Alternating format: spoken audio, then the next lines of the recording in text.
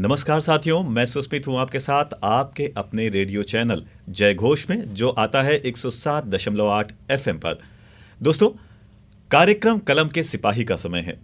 कलम के सिपाही, जिसमें हम बात करते हैं उन कलमकारों की जिन्होंने अपनी लेखनी से एक ऐसा पैनापन भरा, एक ऐसा जोश भरा, जिसने उस दौर में लोगों में आज़ादी को पाने की एक ललक बढ़ाई, एक ऐसी इच्छा उनके मन में भरी कि आज़ादी के लिए सब मतवाले उठे। तो आज भी इसी कार्यक्रम में हम जुड़े हुए हैं, लेकिन आज हमारे साथ इस कार्यक्रम में जुड़ चुके हैं हमारे साथ एक विषय विशेषज्ञ। जी हाँ, आपके अपने जाने पहचाने राधे श्याम दीक्षित जी। राधे श्याम जी, बहुत बहुत स्वागत है। बहुत बहुत धन्यवाद सुष्मित जी, और बहुत अच्छे प्रोग्राम साहब बना रहे हैं, क्योंकि लोगों के दिलों को छू रहे हैं और उनके मन के बहुत सारे तारों को झंकृत कर रहे हैं, तो कुछ कुछ उनके अंदर भी हो रहा है, बढ़ रहा है। मित्रों, राधे श्याम दीक्षित जी आपके अपने जाने पहचाने हैं, वरिष्ठ पत्रकार हैं, तमाम ऐसे काम करते हैं जिनमें पर्यावरण संरक्षण की बात होती है। बहुत सारी ऐसी बातें होती हैं जो समाज के लिए लाभप्रद हैं, हितकारी हैं। उन बातों से इतर आज हम राधे श्याम जी से जुड़ रहे हैं एक ऐसी बात से जो हमें जोड़ती है आज़ादी के उस दौर में, जहां पर एक छटपटाहट थी, एक पीड़ा थी, क्रांतिकारी चेतना थी। क्रांतिकारी लगातार अपनी गतिविधियों में पूरी तरह से जुटे हुए थे कि किस तरह से देश को आज़ाद कराया जाए, आज़ादी पाए, हम स्वतंत्रता पाएं। उस दौर में जहां क्रांतिकारियों ने अपनी गतिविधियों को अंजाम दिया, वहीं कुछ ऐसे और भी सिपाही थे जिनको अगर हम याद न करें, उनको अगर उनका नाम ना लें, तो शायद यह गलत होगा। क्योंकि बेशक वो किसी क्षेत्र में उतर करके उन्होंने काम नहीं किया, लेकिन चुपचाप रह करके उन्होंने अपनी लेखनी को ऐसी धार दी कि वो लोगों में चेतना भरती चली गई, और उसने ऐसा काम किया कि पूरा देश एक सुर में गा उठा। तो आज ऐसे कलमकारों की बात में जब हम देखते हैं, तो कलम के ऐसे कलमकारों की बात जब चलती है, तो आप उन्हें किस तरह से उनकी भूमिका को देखते हैं? बहुत शुक्रिया मुझे चुनने के लिए और ये अवसर देने के लिए कि मैं खुद भी एक कलमकार हूँ और पत्रकार भी हूँ और रंगकर्मी भी हूँ, साहित्य से भी का विद्यार्थी हूँ, उससे जुड़ाव है, और देश और समाज के बहुत से आयाम जो है उनका पहरुआ है कलमकार। बिल्कुल। वो एक पत्रकार के रूप में हो सकता है, वो क्रांतिकारी के रूप में हो सकता है, वो समाज सुधारक के रूप में हो सकता है, वो उसके चिंतक के रूप में हो सकता है। तो ये जितने स्वरूप हैं, जब हम आज़ादी की बात करते हैं तो आज़ादी की अलग जगाने के लिए इन में अच्छे नारों की ज़रूरत होती थी। वो भी कलम से निकले, चिंतन से निकले। तुम मुझे खून दो, मैं तुम्हें आज़ादी दूंगा। क्या बात। देश के पहले वास्तविक प्रधानमंत्री नेताजी सुभाष चंद्र बोस ने ये नारा दिया था। बिल्कुल। और उनके इस नारे पर न जाने कितने क्रांतिकारी अंग्रेजी दास्ता के बीच में भी उनके साथ इतने तनकर, इतनी मजबूती के साथ, इतनी बुलंद तस्वीर उन्होंने प्रस्तुत की कि आज़ाद हिंद फौज जो है वो अंग्रेज़ों के लिए मुसीबत का सबब बनी। और पूरी दुनिया में हिटलर तक ने ऑफर दिया था नेताजी सुभाष चंद्र बोस को, उनकी इस संवाद की शैली के लिए, उनके इस नारे के लिए, उनकी उस नेतृत्व क्षमता के लिए। तो कहीं ना कहीं ये जो लेखनी, आप आज़ादी की बात आपने की, तो आप समझिए कि उस समय कम्युनिकेशन पर चैनल्स नहीं थे उतने। बिल्कुल सही बात। रेडियो नहीं था, टीवी नहीं था, मीडिया नहीं था, कोई मीडियम नहीं संसाधन नहीं थे। थे। तो उस समय प्रेस चलाना बहुत मुश्किल है। आज भी अगर आप किसी भी जगह पर आप प्रेस चलाना चाहते हैं तो उसके लिए लाइसेंसिंग है, यानी सरकार की निगाह में आपको रहना पड़ेगा। उसकी निगाह के बिना आप प्रेस नहीं चला सकते। तो उस समय भी जो सरकार अंग्रेजों की थी, प्रेस चलाना मुश्किल था। तो रातों रात पर्चे छापे जाते थे। पर्चों को रोटियों में रखकर वो कलमकार बांटते थे, ताकि अपनी देश के नागरिकों को जगाया जा सके, उनसे संवाद बनाया जा सके। जगह जगह पर्चे चिपका दिए जाते थे कि ताकि कुछ लोग पढ़ पाएंगे, क्योंकि दिन के उजाले तक वो पर्चे फाड़ लिए जाते थे। अंग्रेज़ों के सिपाही उसे पहुंचकर निपटा देते थे, या पकड़े गए तो सीधे बहुत सख्त सज़ा होती थी, कोड़े मारे जाते थे, बहुत तकलीफ़ें होती थी। लेकिन क्रांतिकारियों ने वाकई ये कलमकारी का जो काम किया, वो हमारे देश के आज के खुशहाल जीवन के लिए उनका बलिदान है। और मुझे लगता है कि हम सबको सलाम करना चाहिए, उनको इस्तकबाल करना चाहिए, और इस बात को तस्दीक करना चाहिए कि उन्होंने तो जिम्मेदारी निभाई। आज जब हम कलमकारों की बात करते हैं तो कुछ जिम्मेदारी हमारे कंधों पर भी है, निभानी चाहिए। आप भी एक पत्रकार हैं, और इसी नाते मैंने इस विषय को छुआ भी आपके साथ। मैं इस विषय को लेकर के भी आया कि कलमकारों की बात होनी चाहिए, खासकर जो उस दौर में थे, उन्होंने कैसे। और आपने बड़ा अच्छा इसमें प्रसंग जोड़ा कि जो नारे थे, छोटे छोटे नारे, मित्रों, कैसा काम करते थे। अभी आपने सुभाष चंद्र बोस जी का जिक्र किया, कैसे एक छोटी सी बात लेकिन हमारे पूरे तन मन में सिहरन भर देती है। तो सोचिए उस दौर में क्या चेतना रही होगी। तो जहाँ पर ऐसी बात आती है, वहीं पे कलमकारों में भी अलग अलग जो एक कह सकते हैं वर्ग था। कुछ वर्ग था जो गद्य में लिखता था, जैसे पत्रों का प्रकाशन, और उसमें से कुछ लोग ऐसे थे जो कविताओं के माध्यम से चेतना भरते थे। तो इनमें कैसे क्या चीज़ें हुई होंगी, आप एक पत्रकार के नाते कैसे देखते हैं? बिल्कुल, देखिए क्या है कि जितने भी हमारे आज़ादी के आंदोलन के नेतृत्वकर्ता हैं, वो भले ही हम आज राजनीति के नेतृत्वकर्ता के रूप में पढ़ें, लेकिन वो सब कलम के सिपाही थे। महात्मा गांधी भी पत्रकार भी थे, उन्होंने पत्रिकाएं निकाली और उनके माध्यम से देश और समाज को जगाने की कोशिश की। अगर आप देखें तो जवाहरलाल नेहरू भी पत्रकार थे, उनकी बहुत सी पुस्तकें हैं, उन्होंने लिख करके देश को बताया। भारत एक खोज उनकी बहुत बड़ी रचना है, जो हमें उस दौर के इतिहास से रूबरू कराती है, उस दौर की परिस्थितियों से रूबरू कराती है। हमारे यहाँ राम प्रसाद बिस्मिल का नारा है, उन्होंने दिया कि सरफरोशी की अब तमन्ना हमारे दिल में है।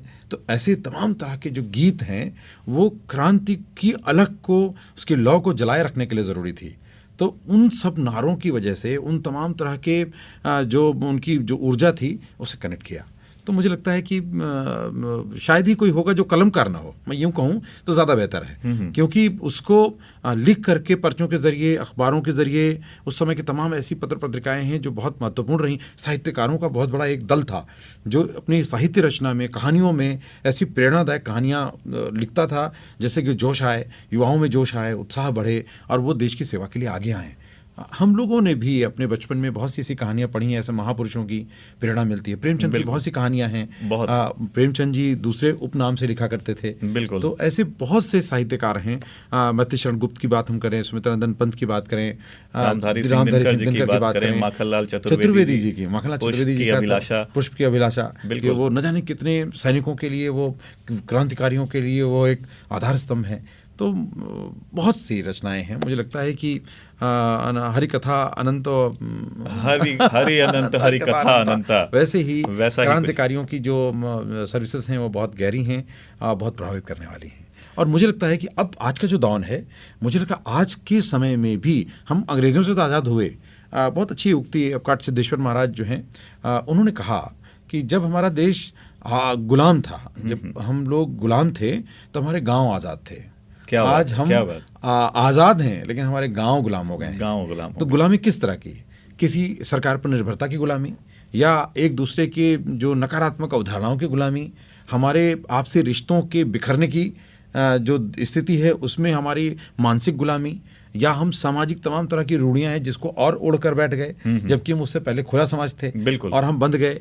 आपस में जो हम लेन देन करते थे, एक दूसरे का हित चिंतक थे, हम स्वार्थी हो गए, स्वार्थ की गुलामी, ऐसी बहुत सी गुलामी। मुझे लगता है कलमकारों के लिए आज के समय में और ज़्यादा मौजू है कि वो लिखें, करें और बदलाव लाएं, और उनको प्रेरणा लेनी चाहिए हमारे आज़ादी के मतवालों से, उन तमाम क्रांतिकारियों से, साहित्यकारों से जिन्होंने हमें जगाया। आपने एक दिशा दी। यहाँ पर मेरे मन में एक और प्रश्न जगा कि अभी हमने आज़ादी का अमृत महोत्सव मनाया, हम पूरा अभी चल भी रहा है, उसी का 75वां हमने उसमें आज़ादी का जो पर्व था वो मनाया। उसमें कहीं ना कहीं जब हम कलमकारों की बात करते हैं, और हमने इतने लोगों के नाम लिए, इतनी रचनाओं के नाम लिए, जैसे कहा गया कलम आज उनकी जय बोल, जला अस्थियाँ बारी बारी, छिटकाई जिसने चिंगारी, ऐसी पंक्तियाँ लिख कर के गए उस दौर में ऐसे कलमकार जिन्होंने दिशा दी। आज के दौर में जब हम ये चाहते हैं कि जब हम 100 वर्ष पूरे करें आज़ादी के, तो हमारा देश एक अलग रूप में हो, पूरे विश्व में उसकी खास पहचान बने, तो वहाँ पर कलमकारों की भूमिका किस तरह से आप देखते हैं? बहुत से हैं। देखिए, आज़ादी के अमृत महोत्सव की बात की गई, तो अभी भी देखें कि तो उस झंडे को घर घर पहुँचाने के लिए वहाँ पर भी एक नारे की ज़रूरत थी। बिल्कुल। हाँ, बिल्कुल। तो घर घर तिरंगा। तो क्या होता है कि जो चूँकि हमारे जनमानस की जो स्मृतियाँ हैं, वो चूँकि हमारे मन में हर रोज़, जो वैज्ञानिक कहते हैं, एक्सपर्ट्स कहते हैं कि रोज़ 6000 से ज़्यादा थॉट्स आते हैं। अब आप समझिए कि इतने थॉट्स के बीच में हम कितनी भी किताबें पढ़ते हैं, वो सस्टेन नहीं करता। बिल्कुल। हमारे अंदर भाव तो आया, लेकिन हम अगर पॉइंट वाइज याद करें तो याद नहीं रहता। तो हमारे लिए याद करने के लिए कोई परमानेंट मेमोरी में कुछ ऐसे नारे, अगर आप देखें तो हमारे बिहारी के दोहे, कबीरदास जी के दोहे, तुलसी के, सूर के, वो लोगों को याद हैं। शायद वो पढ़ा लिखे न हों, लेकिन उनको याद हैं। या ऐसे नारे, लाल बहादुर शास्त्री ने कहा जय जवान जय किसान, तो एक नारा दिया, वो लोगों को याद है। तो ऐसे जो है ना, ये आपके जहन में, आपके मन मस्तिष्क में बड़ा गहरा प्रभाव डालते हैं, बहुत प्रभाव और हम पड़ता है। जुड़ जाते हैं। बिल्कुल। तो आज के समय जब आप आज़ादी के अमृत महोत्सव के रेफरेंस में आपने बात की, तो हम 75 साल पूरे कर चुके हैं। तो अब मुझे लगता है कि चूंकि सोशल मीडिया भी बहुत एक्टिव है, व्हाट्सएप है, फेसबुक है, यूट्यूब है, और तमाम तरह के माध्यम आ गए हैं, हर व्यक्ति बोल सकता है। पहले वन वे कम्युनिकेशन था। बिल्कुल। रेडियो में भी आप देखें तो चिट्ठी आती थी, चिट्ठी जाने में समय लगता था, यानी हमारे मन में भाव कुछ आया है लेकिन हमारी बात लिख नहीं पाते। आज के समय में टू वे कम्युनिकेशन हो गया, अब वीडियो कॉन्फ्रेंसिंग के प्लेटफॉर्म्स आ गए, आप खुलकर संवाद कर सकते हैं, बातों का आदान प्रदान आसानी से, सहजता से बहुत सुगम है। पूरा देश अपनी अभिव्यक्ति बिल्कुल को प्रकट कर सकता है। तो अभिव्यक्ति को प्रकट करने के लिए कलम होनी जरूरी है। क्या बात। और कलम और कागज में आपके भाव होने जरूरी है। भाव के लिए आपकी अभिलाषा होनी बहुत जरूरी है, और जब अभिलाषा होती है, चिंतन होता है, तो स्वर निकलते हैं और वही भाषा, भाव आपके कागज पर आता है।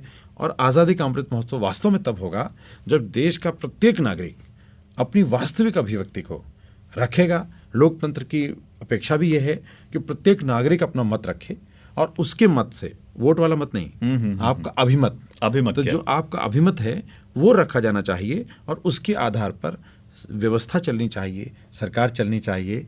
ये तब तक नहीं होगा जब तक आपकी कलम नहीं बोलेगी, जब तक आपके भाव उस पर उकेरे नहीं जाएंगे, जब तक आपके हस्ताक्षर उसमें दर्ज नहीं होंगे, और वो तारीख हो जाएगी, क्योंकि आप हस्ताक्षर के साथ में अपनी तारीख दर्ज करेंगे।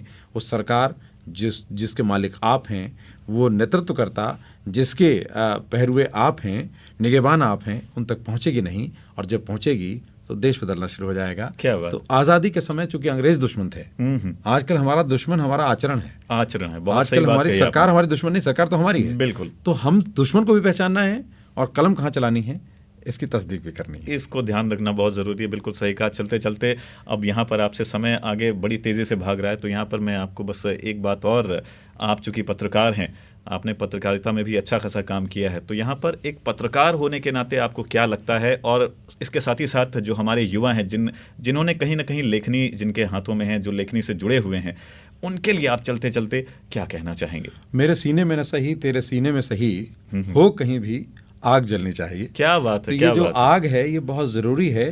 हो क्या रहा है कि हमारी आग बुझ गई है, और हम छलावा करते हैं।